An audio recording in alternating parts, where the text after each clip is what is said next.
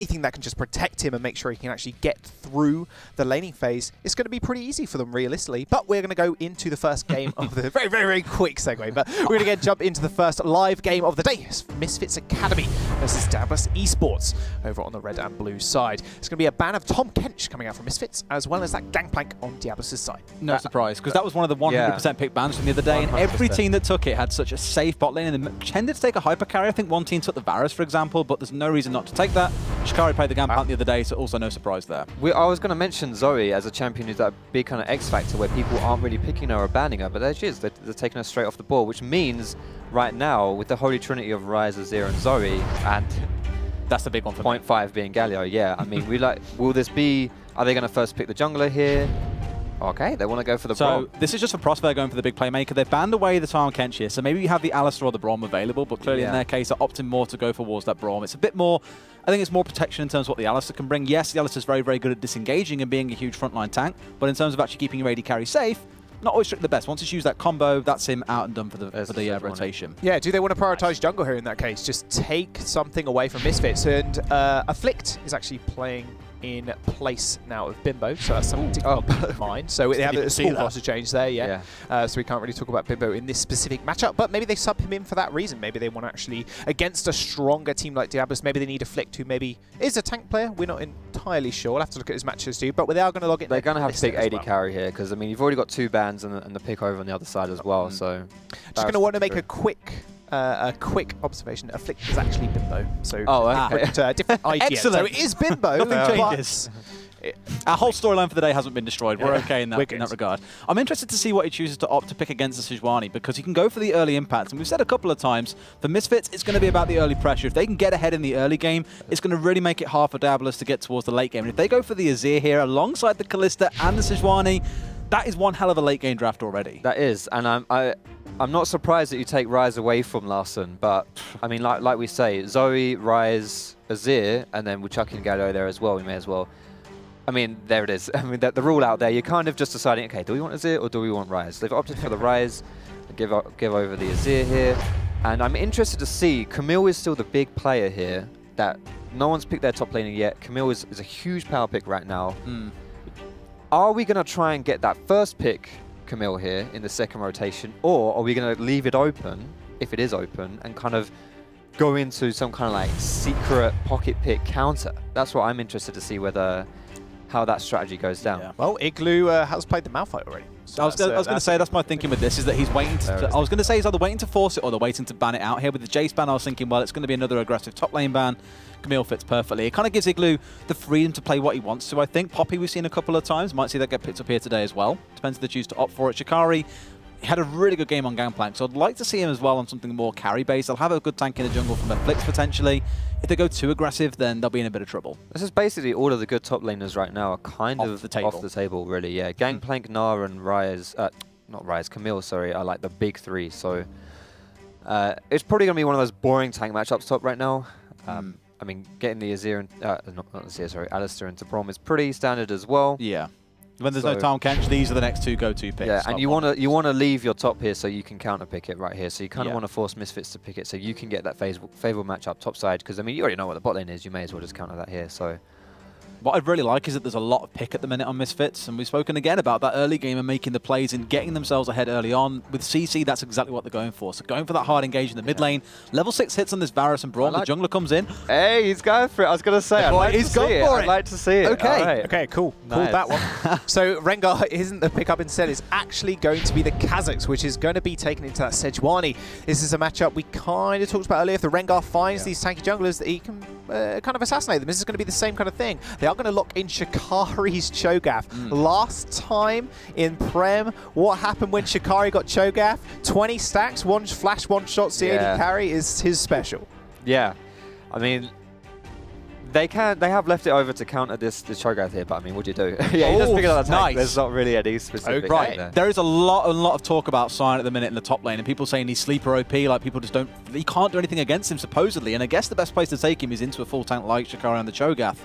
I think both lineups look really good, actually. It's going to be a mega clash, especially in the late game. because we had a chat before broadcast and we said Diabolus, these guys have played together for years now. Their focus is going to be on getting to the stage where their unity and synergy really comes together in the later stages of the game. Misfits want to get some early game attention going. One thing that's really key, I think, with the Kazakhs is the same as the other day. The Rengar, yes, it gave some global pressure alongside things like the Shen, but it was more a pick for him. He wanted to go out there and go hunting down the jungler and kill him. He's gone for the same sort of thing here today, because you could have gone for something like the Zac and gone for the Ryze and the Varus being the damage, but they've chose to diversify a bit and say, you know what, Bimbo, you played amazing the other day. Go and murder everyone and see what he does. That's what's really cool as well. Diabolus is all of Manalite, but Rifty up in the top lane. So, like you said, they've been playing together a long time. They're very well versed in how each other plays and how each other actually wants to interact with lanes, and how Smiley wants to be able to be that main carry in the bottom lane as well. Larson is just such a solid mid laner also. It's going to be a scary matchup for Misfits, who you touted before that arguably are going to be the victors actually of Prem. But what I'm looking for here, can Bimbo or Afflict actually pop off in the jungle on this Kazakhs? Is he going to be shown as this, I can only play damage dealing carries in the jungle, or can I actually flex up the roles here? Because against the Sejuani late game, who's going to win, the Kazakhs or Sej? Is Sej every single time. Yeah, but the onus is definitely on the Kazakhs Ryze to get stuff going in this early game. In this lane phase, they should be able to do stuff. Versus Sejuani, Azir just wants to scale. Sejuani is, well, Sejuani, so she's not really going to be able to match that Kazakhs. So whereas Furion's going to want to play towards his bot side, because he's got the Alistair Kalista there.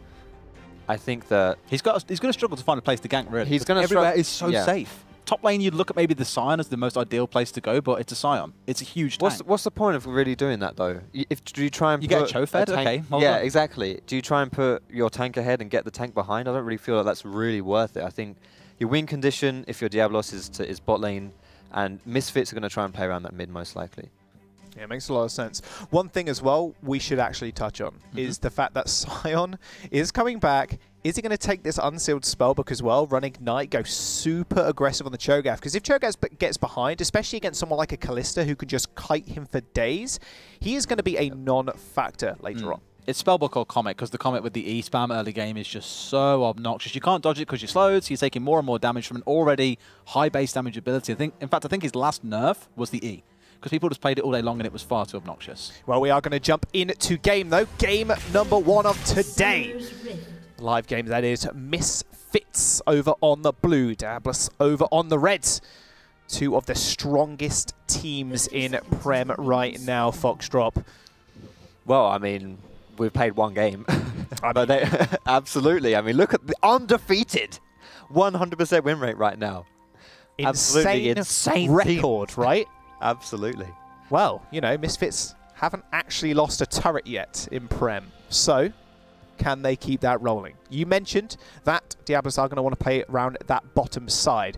Hado and Smiley, especially on Alistair Kalista, is such a kind of, it's an age-old combo, really. You just chuck the Alistair in. Hey, I don't need to actually close the gap with my headbutt now. I can pulverize and then headbutt someone away if necessary. But one thing we've got to look at as well is Chrisberg is going to be on this Varus also. So this long-range snipe and the ability to actually change the corruptions multiple people, because everybody on Diabolus is going to be sticking on top of each other before the giant engage, is going to be something they're going to have to watch out for as well. I feel like if Kalista gets behind in the lane phase and somehow Cho'Gath has a good time top lane, that's going to be a really, really hard thing to answer for Diabolus. Like, I don't really know how you get through the Cho'Gath if Kalista isn't a power pick. I mean, I think she's that could be difficult, but like I say, we have a lot of options to just not really do too much in this game if you don't want to, and that's kind of how the meta is right now.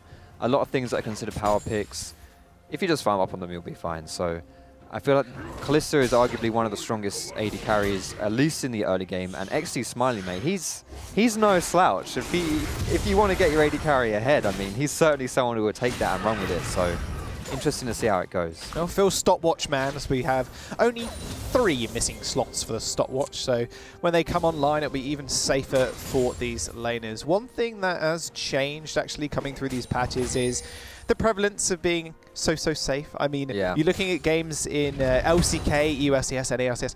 Some of these stopwatches aren't getting blown until like the 40-minute mark. That's how safe a lot of these games are right now. And the game time as well has just been extended in pro play. But we look at Prem and These games are lasting 24 to 29 minutes at the moment. Yeah, we probably won't see one of those massive drawn-out games. And that's cool. I'd much rather see a slugfest as a Flick's running it. Oh, is he got a face check? Oh, maybe.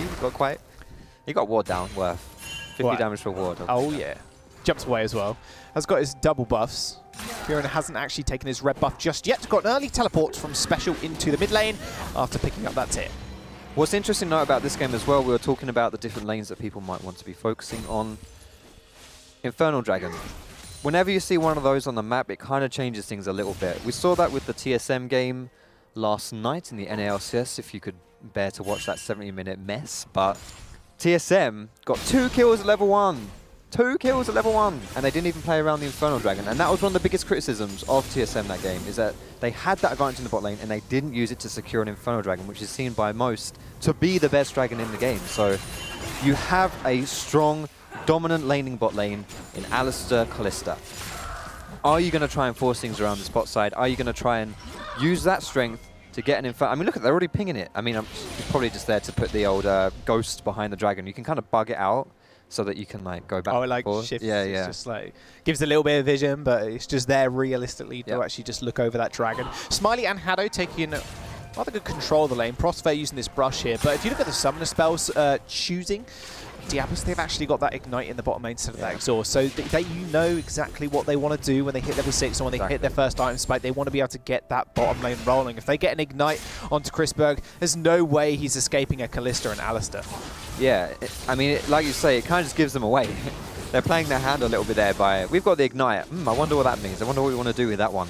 I can't quite see the keystones here, but I would assume that is a unsealed spellbook bot lane as well. So even if you don't get a huge amount of value out of that ignite in the lane phase, which has always been a problem of taking ignite, especially in top lane, but even if you don't get huge value out of that, you can still change it to things. I mean, it's not uncommon to see bot lanes TP back into lane at like 5 minutes in or something like that. That's my favourite thing right now, is honestly seeing like 4 teleports. You're like, whoa, who's it going to be? Oh, it's like Tom Kench, it's Alistar teleporting back into bot lane to actually just secure the minion wave to get the XP. I had a really wacky game on Grenade Amumu, full AP Amumu. It does exactly what it says on the tin. It blows everything up, including itself. Where I had Unsealed Spellbook, and I was sitting dead. My team took a really weird fight, and I was like, I wish I could join this fight. I respawn, I'm like, wait a tick. Swap out Smite, take Teleport, TP in, get a quadra kill. It's beautiful stuff. But it is a bit mind games, and even though Unsealed Spellbook's been around for a while, the meta's been around for a while, you have to wonder about how that surprise element comes into it, where you think you're safe, but oh wait, someone's just swapped out to TP. Oh wait. Diamond 5, everybody. Yeah.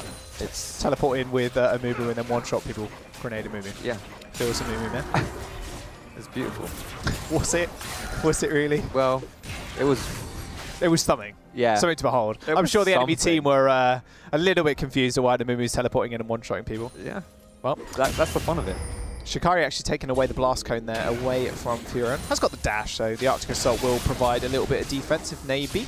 Can jump over that Baron Pit, but already Afflict playing like he did last game against Nerdrage. He's just pushing in the jungle time and time again. He's trying to find Furion right now, but Furion's playing a little bit more safe, and this is kind of what we expected. Clearing out the top side of the jungle now. Blue buff's going to spawn, so you can imagine that's going to go to Larson. With Larson hitting level 6, also can give them an out.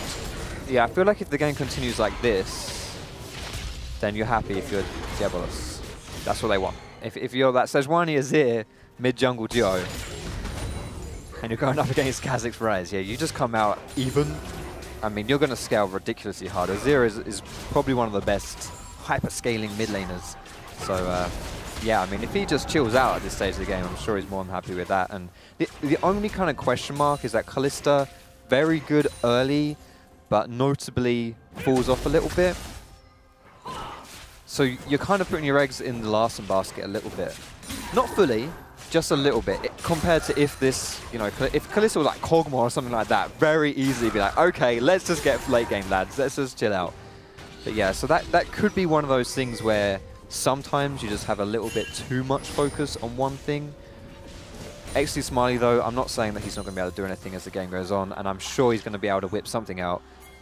But I do want to emphasize that they want to try and do something early, and that Infernal Dragon, they're going to they want to do something on there for sure. No, Furion's doing that just now. He's just getting that vision down. Larson's going to be able to push these waves, and he's got Stinger also, which is fairly important to the Azir. Just getting that wave clear, and now he's just punishing special. That Comet hits him as well. A little bit of extra damage. Both mid laners have Bloober, so it is going to be a farm fiesta for the time being. But the Azir will have the wave clear advantage if he can just step up to that backline.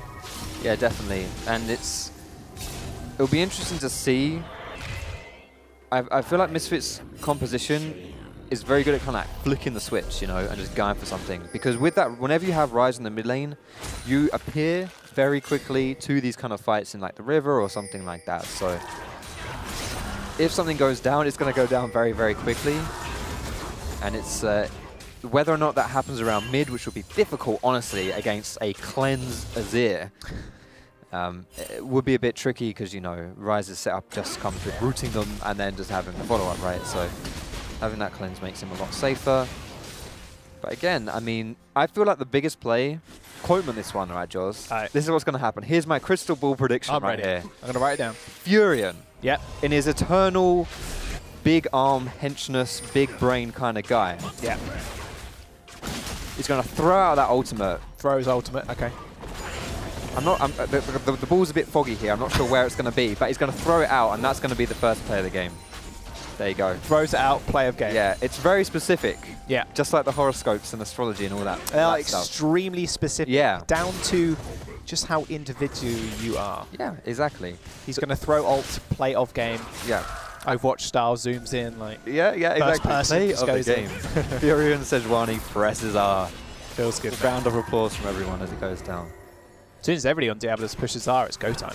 That's the scary thing. I'm actually quite disappointed in Igloo, I'm not going to lie to you. Oh, really? He's not playing Malphite? No, not that, but he's not playing the mechanic skin. The mecha skin, true, sorry, mecha not skin. mechanics. Yeah. Mechanic Scion with a like wrench a instead. wrench and stuff. That'd actually be pretty cool, I'm just saying. That would if be that comes cool. out in the next couple of months, you know who to thank. Oh, yeah. But yeah, mechanic skin, mecha skin, sorry. Come on. You want that choo-choo train running down the mid lane, ready to just dunk special. Yeah.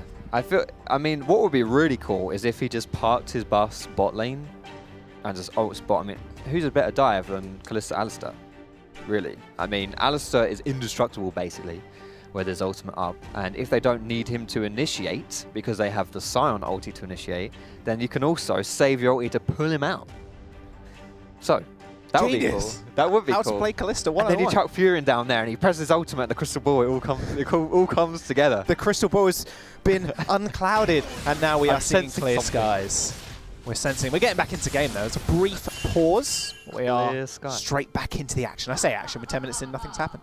Not yet, but you know what they say, it's all just pent-up energy.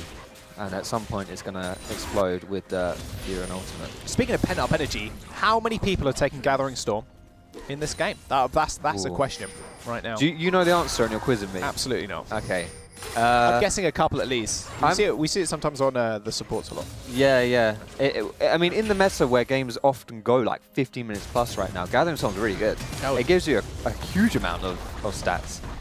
I don't really think the UK scene has those kind of games, to be honest with you. 22-minute games, Gathering Storm gives you 20 AP, yeah, maybe, really if that. Yeah. Shikari's bullying out Igloo though in the top lane. He hasn't got much of a CS advantage, but he's been pushing up to his turret over and over again. It's already down to half HP. Haven't actually seen Furion gank either. He's level 7, has got the ultimate available. Glacial Prison not being thrown out just yet. Your prediction hasn't come right. I did give a time. I just said it would happen. That's true. Could be 50 minutes into the game. We might get a first bird. We're not watching a Jin Air game though.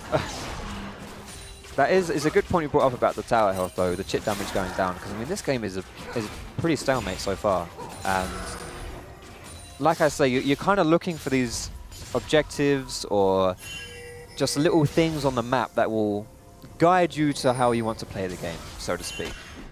I mentioned Infernal Dragon, that's always a big one, but if you see a tower that's on like half health or something like that, that's another big one too. I mean, you just show up to that top lane. You don't even need to kill Scion. You just kind of pressure him, especially if Shikari can push him in, maybe harass a little bit and force the teleport.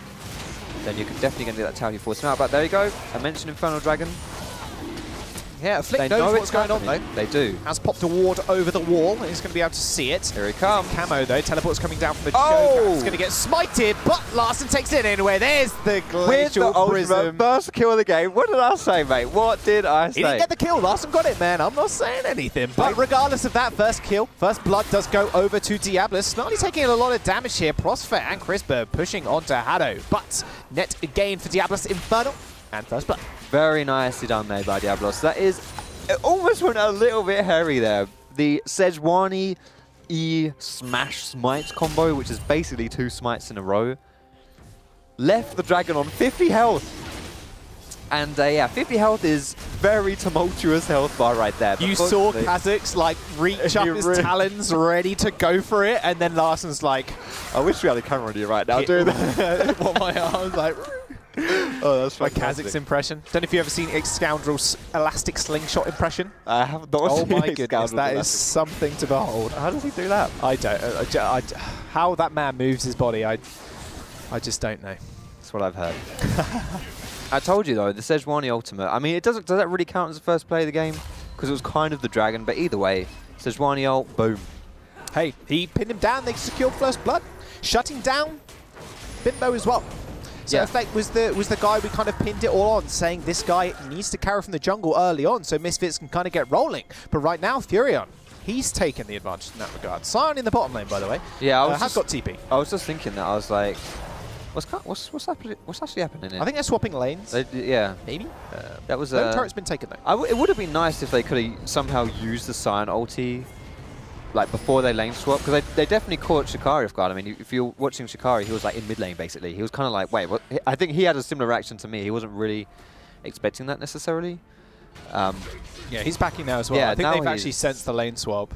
So we are seeing Smiley and Haddo actually rotate towards the top side now. Now Infernal Dragon has actually disappeared. They're now rotating towards the top side to defend that half HP tower, because you said Smiley and Haddo, they do have that poke advantage in the Callista Alistair over the Braum and the Varus, so they're going to be able to protect that. Special, not too much mana, but has got blue buff and is rotating towards the top side. In fact, this might be... They're going to try something cheeky here. Nah, Flick's just going to go. It's so hard to get a kill on them though. Like yeah, you just can't. Sejuani is too tanky, Alistair's too tanky, and he has the protection of Callista. You go on Callista, Callista has the protection of Alistair and Sejuani. Like, there's not really much to do here, really. But that's a really good point you brought up, and this is a really smart lane swap here.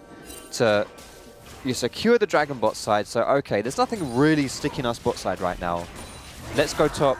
We know we're not going to lose this tower if we go top here.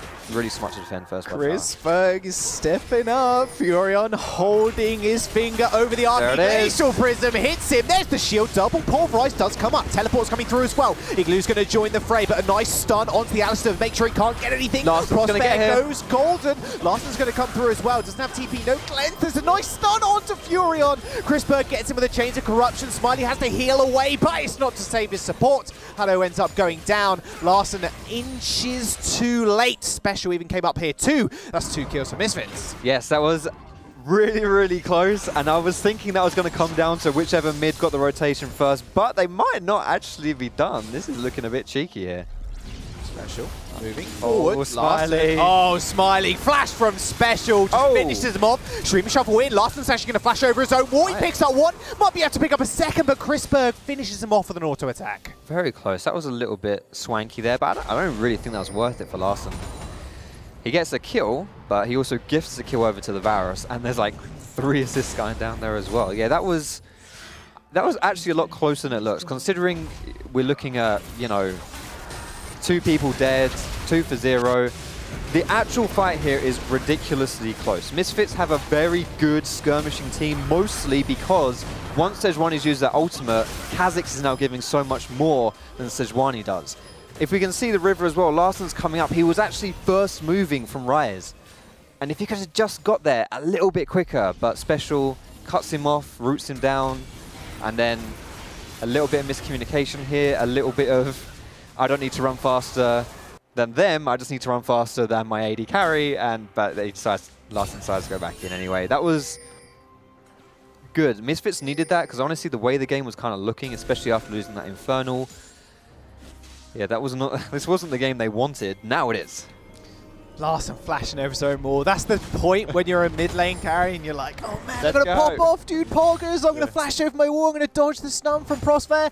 And then you see Chris Berg actually just been autoing you the whole time. Gwynzo's, by the way, 6 stacks. Yeah. You're dead. Another fight, though. Prosper's going to knock one up. And already Smiley is absolutely done. Haddo's going to get stunned up. Also, easy double kill for Bimbo. I want to call him Bimbo because it's a nicer name than a Flint.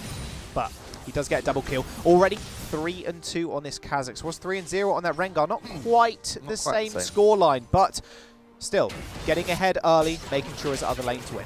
Although what is very reminiscent of this game with Misfits to their previous game, 2 kills on 1 person and 0 kills, 0 deaths, sorry, and everyone else. 2 deaths on 1 and 0 on the rest. So pretty good for them. You can see as well, Afflict is actually going for the Rift Herald here too. So they're diversifying their resources quite nicely here. Afflict's going to pick that one up. They lose the tower bot side, but that's fine. They get a tier 2 tower for a tier 1 tower, and they get the Herald here, which you have to imagine right now, the next call of action is to go into that mid lane, use this Rift Herald, and try and breach that first mid lane tower, which is going to be difficult versus Azir, but that Herald makes things a lot easier. Yeah, Diabolus kind of know this is happening right now. They know tier 2 have been taken. Oh, where's Afflict? Probably on Rift Herald. They're going to take the free dragon for the time being. It's not free with Shikari around. He's going to be here, yeah. Glass going over. No. Tries to get the rupture. Did he have vision? He only just put the ward down, so wasn't actually able to steal it. Didn't want to blow flash it either. So they're going to let that one go over, but like you mentioned, guess who's heading towards mid lane? It's Afflict. Going to clear out his chickens. Then you can imagine that Rift Herald's going to get plonked down, but Diabolus responding to that quite well and actually putting a lot of people in mid. Yeah, it's really cool watching a Kazakhs with Moby Boots. I love this build so much, where you have War Enchant, Moby Boots, Dustblade. I like doing this in solo queue with the Q evolution into the ultimate evolution, because having Moby Boots with your ulti evolution is just 10 times better, because you're stealthing for like 1.5 seconds. It's really not that long. But if you move at the speed of light, you put on your Usain Bolt Nikes, you Sanic into these lanes, you actually cover a lot of ground. You're not suddenly that 1.5 stealth turns into something quite significant. So watching a Kazakhs, he's like the ultimate playmaker, and he might even be doing a little bit of a fake here. Or a fakey. Larson actually cleansing out of that one. Pops a turret down to make sure he cannot get dove by Afflict, who's just clearing out Firon's jungle. Yeah, this is what I was talking about with that fake. It's like, we mentioned they're probably going to go mid for this Rift Herald here. That's kind of like the obvious play. That's the textbook play here. But they might see that coming, and they might think... Look at this rotation. Yeah, I was kind of curious to see whether or not they would just fake that they were going for mid, and then just slap it down topside and get an inhibitor tower with the Rift Herald there. Biggest thing there, they didn't actually use the Rift Herald either. So they actually, that fake worked out them spectacularly, and they'll be able to use that later on also. Baron has spawned, 20 minutes on the clock, or at least coming up. Oh, that's the realm warp. Right, no one took it though. Just baiting Larson, maybe trying to force the flash, but the flash has already been there. Special actually with the cleanse to get out of the Glacial Prism. Beautifully used. He'll be out of there in no time. Well, look at mid. Just get that tier 2 mid. Diabolus invested everything into that top side right there. Literally 5 people are there, and they got absolutely nothing. Which means that this mid tower, not quite dead yet, but half out. There it is. That's the Scion ulti. There's the Scion ulti. Larson, though, might get a little bit caught out here from Special and Afflict. Not quite. Nice double rupture into the knockup as well. Iglu's already dead. Pops into the passive, running forward. Can't quite find anything. Stun goes off. Special and Afflict now in the front line. Afflict jumping behind Prosper's shield. And the rupture does land on Haddo with the stun as well. Special moving forward. Can't quite get the last auto attack, but the red buff is burning. Isn't quite there to kill him. But Misfits, they do secure a kill. And a lot of pressure in that mid. Maybe they look for Baron now. Yeah, you put that Rift Herald down mid, and that's going to distract Diabolus long enough for you to go for this Baron play. We haven't seen Scion too much. We were talking about maybe he's super OP, maybe he's just a little bit an unknown factor here, so we're not really sure if Iglu's too comfortable on the Scion, but we can see there he definitely knows how to use his passive, so that was something. They don't go for the Baron, and they end up wasting the Herald instead, though. So that's not really great. They might actually lose their mid tower here, too. In a cruel twist of fates where you get the pick, you waste Herald, you don't get Baron, and you lose your mid tower. I'm not a scientist, all right? But I don't think that is a particularly well-calculated affair. Well, they had Haddo at 2 HP as well. That was the scary thing. Maybe they could have rushed Baron at that point. Are you going to be able to smite it away from Shikari and Afflict's damage on the upgrade on the evolved Q? I mean, they do it so fast, like you say. I mean, Ginzu's just shreds that. Now they're going for it. Yeah. They haven't even got a pick here. Igloo doesn't have teleport. There's no other teleports from Hados, which again is off cooldown. They're going to be able to take it extremely quickly. Maybe they needed to do this earlier. I don't know, but they're going to be able to take it. I'm not really sure if they needed to give that one away completely for free. I mean, Sejuani was bot side there. She was doing a Gromp, which to me would indicate, I mean, Furion is a good player. So that, to me, isn't someone, oh crap, I'm doing my Gromp and they're on Baron, whoops a daisy. That's not one of those Diamond 5 macro plays. That's, to me, Diabolus was like, you know what, whatever, just give it over. No, we can't contest this, let's let it go. So fair enough. And I mentioned Kalista's not really the best late game AD carry. And the new iteration of Varus, the non-lethality Varus, the Ginzu's, the like auto-attack Varus, is pretty much a hyper carry, kind of, with the ultimate in there as well. Not quite Cogmore, but you know, he's pretty bloody scary, basically. So if Larson can't do it, Diabolus is pretty screwed. Well, Diabolus, the way they position to push onto the Baron, that's an easy chains of corruption around the corner. Like, you just fire that through. You have to walk through it, or you have to back off to make sure you don't get stunned up. A Flink moving towards Larson doesn't actually want to take him out just yet, saving the prey for later. Larson does end up backing off. Can shuffle, obviously, away, but they're going to have to defend this turret with their lives. So, only on about 3rd HP at this current moment, and you just saw Special up in the top lane also. He's pushed that wave in. Those Baron minions, he's just standing in range, so they get the extra damage to clear that wave even quicker. The scary thing right now, if you're Diabolus right here, you really don't want to face shake anything versus this team. Basically, everyone on Misfits sides, more or less, is someone that is absolutely horrendous to face check. Varus will change the corruption on you. Boom. He'll stack his passive on you, or he'll just ult you. Cho'Gath ruptures you. Ryze snares you. Kha'Zix destroys you. You know, it's like, it's just so hard, honestly, when you're forced into your side of the map and the only way back in is to look for, you know, these cheeky little opportunities where you can catch people, which Diabolus is very good at doing with the Sun and Sejuani, but you can't face check anything. It's just so difficult to do that. This is ex-Manalite as well, Diabolus, apart from Igloo in the top side. These guys have been playing together for so long. It's actually quite surprising here to see a little bit of the play disconjointed. We're seeing Special now push in the mid wave. Another Ocean Dragon has spawned, whoop-de-doo. But Diabolus right now, they are forced up to their Nexus, or not Nexus, their inhibitor. If they were forced up to their Nexus turrets, I'd be a bit surprised. But forced up to their inhibitor turrets at this point. Another free turret goes over to Misfits. They still have a little bit of that Baron buff available. About a quarter of it still remains. It's funny you mentioned this is the X-Man-like roster, except their top laner. I would say top lane this game has done basically nothing. As Shikari into Igloo, neither of them. Like, they're not really the X factor this game. I'm not trying to, you know, slag these guys off or anything like that. So you would imagine if these guys were to have communication issues or just a little bit of that kind of like disjointedness, so to speak, it would be because of that member that they haven't played with before. But no, it's just them. It's just. Well, Shikari's doing a good job of being a meat shield, walking up to the turret, face tanking everybody's damage and shrugging it off. He has got that adaptive help, so he takes a little bit less damage from most of the members from Diabolus. But right now, Misfits is just a clearing game. Like, we can just clear waves. You can fight us if you really want to, but you can't touch Chrisberg. He will get that Gwynzo stacked up in no time, and good luck getting through Prosper. It's funny you mentioned Prosper. Beautiful segment there. You read my mind. We talked about him in the pre-game about how this guy, he's like that Engine. Did you play Crash Bandicoot? Do you know Engine? No, is it Engine? No, Cortex. Yeah, Cortex. Okay, yeah. That guy is like 40% brain. I think that's Prosper, you know. Prosper in disguise. Okay. I think he should grow his, you know, maybe trim the locks a little bit, stick it on his chin. Get one of those beige hats, put a P on it instead of N. He's the brains behind this team. We've all seen the LS clips where he's like, you know, I mean, something has happened there and he's now inherited some kind of 4,000 IQ play. No Annie, though. No, well, no if Annie was ever to become meta, I'm sure he'd be... Crossfair would be right on it, no worries. Tank Annie, maybe? Okay, so what we're saying right now, Misfits, Prosfair, make sure if you get to the finals, live finals, you come here and you wear full cosplay while you play. He should do it, honestly. It's a really, really good idea. I can't really see anything wrong with that idea. Absolutely. I'm full of good ideas. Might hinder your play a little bit, but I mean, it's worth it. Let's be real. Let's go. I can't really see what was wrong with that. Maybe you need some kind of licensing from Naughty Dog, but I don't. I'm sure Naughty Dog will be fine about it. It's all good. It's okay. If Crossfair, if you do that and you get fined, I'm just saying no liability here. I'm sorry, you're on your own for that one. But in all seriousness, when you see a team get an advantage and Crossfair, mate, don't make me look like an idiot by dying. Shield up.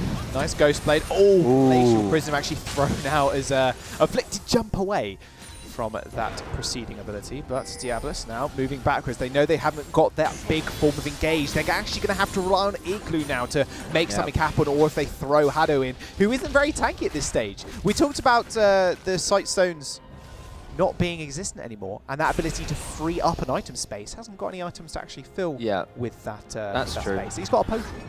But yeah, I mean, at least he's got control wards. If he had that refillable and no control wards, that's a big no-no right there. But he has got his control wards, so no problem there. They're playing very calculated. Was the convoluted point I wanted to say when I got talking about Neocortex cosplays and Crossfair. Basically, yeah, they got that advantage, and they've not thrown it away because they've been playing quite smart, basically. Playing calculated. It's really easy to just think, especially once you get an advantage, to just pull the trigger, go, go, go, go, go, go, go. And sometimes that ends pretty poorly if you're not really thinking things through. But you can see, I mean, they're disengaging when they need to disengage. They're playing safe when they need to play safe. They're not disrespecting Diabolus in the slightest here. And they're just playing chill. And that's what they need to do, really. I mean, it's... The onus really here is on Diabolus to lose this game. They got to that point in the game that they like to get to as well. Chrisberg is so fed. You talk about the on-hit Varus being the new Varus. No more armor pen, those piercing arrows doing half your HP. None of that. It's all about that auto-attack reliant champion. It's exactly what he's done. He's working towards a Blade the Ruin King as well. He's even got that QSS to make sure he can get out of any CC. Special, look at his build, even with a sorcery potion as well. Shikari and Igloo having a little 1v1, but realistically, who's going to win that? Nobody. In fact, especially no one's the winner. Not the viewers, not us. Nice engage onto Shikari. He's actually going to force the flash. A knock-up did come through from Igloo, so maybe they try and make something of this. Special's just taking top turret. And he can run more power there if he feels the hair. I mean, he can just go. So, yeah, I think that's pretty good for Misfits there. A flash for a in-hit tower. Damage. I think he's going to get tagged. Soldiers there for Larson, however. Special off on the sideline. Igloo's going to charge up, does get the knock-up. Glacial Prism actually does land, but is it the right target? Shikari's going to come forward. There to go the Chains of Corruptions. Not quite stunning anybody, but Hado's in the front line. Just absolutely melts. Furion's going to fall also. Misfits moving forward. Afflict takes too much damage. He flashed straight into Igloo's Roar. Almost got taken out and punished for it, but it didn't really matter. Didn't end up going down anyway. Misfits moving on to take that top inhibitor also. Yeah, that team fight was really awkward with XD Smiley not really being able to do too much. The whole time in that fight, he was slapping Prosper and did about 20% of his health. But that's just how it is right now for these guys. That's how it's so difficult for these guys to get back into it. This is going to transition into a Baron as well. And you mentioned the Quicksilver Sash coming down onto Chrisberg on the Varus. Varus is an immobile AD carry. He doesn't have any kind of innate escapes. So he's going down as well now. Sayonara, mate. The window to win against people who have high damage is difficult because if you don't catch them, you lose. The window to beat people who have high damage and now have a get out of jail free card with the Sash is even smaller because you can't really catch them anymore. It's very difficult, basically. It's a very smart pickup here to not just go for more damage, which is the classic solo queue way. I'm ahead, I've got gold, let's buy damage. But having that Sash, I mean, we mentioned the catch from the enemy team. A lot of it comes down to the Sejuani engage. And if you have the Sash, well, yeah, that's that. You're not really going to get engaged on by Sejuani. So, smart. You have to imagine in a situation like this, unless Larson gets like, by some miracle, this game goes 50 minutes and Larson gets 6 items and they can, you know, the front line becomes a lot beefier than they are now. This game... Diabolus is just having to hold on, just hold out the best they can. But Misfits are doing a really good job of making that not be a possibility. Well, what carries have they drafted? Because they drafted Smiley on this carry Callista, who's now getting completely outscaled, because you said, very good early. She's good in the mid game as well. If she gets going, there's no way your AD carry can actually just match up against Kalista because the Rens are going to do way too much. The tank front line's just going to get kited out for days, but he can't do that because he can't actually step up to any one member of Misfits, let alone his team there for him as well. Larson's starting to get there also. He's got 3 items, looking maybe towards a death cap in the future as well. But thing is, guess who almost has 6 items? Special. Yeah, that's a really tough situation here. I mean, I did mention before about the Kalista. If Shikari got ahead and Kalista wasn't doing particularly well, that then becomes pretty much an unkillable frontline as far as Kalista's concerned.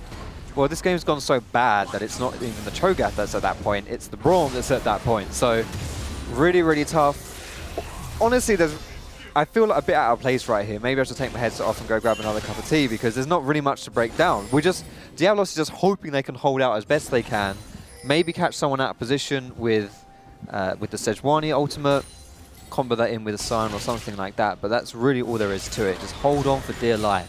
Hope that you can get some more items because there is hope in Azir and in a strong front line. But look at that. How do you beat that? You're going to lose both towers. It's so difficult. It's so difficult for them right now. There's one.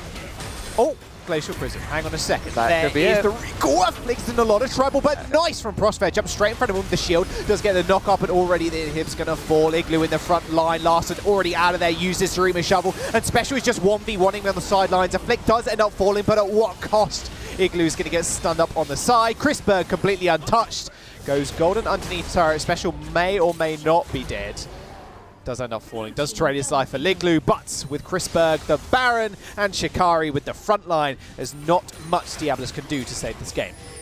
Actually, it wasn't a terrible fight, honestly, for Diabolus, because it's a 2 for 2. Anytime you trade when you're really far behind, that's not bad, but considering... that might be another kill if he's not careful.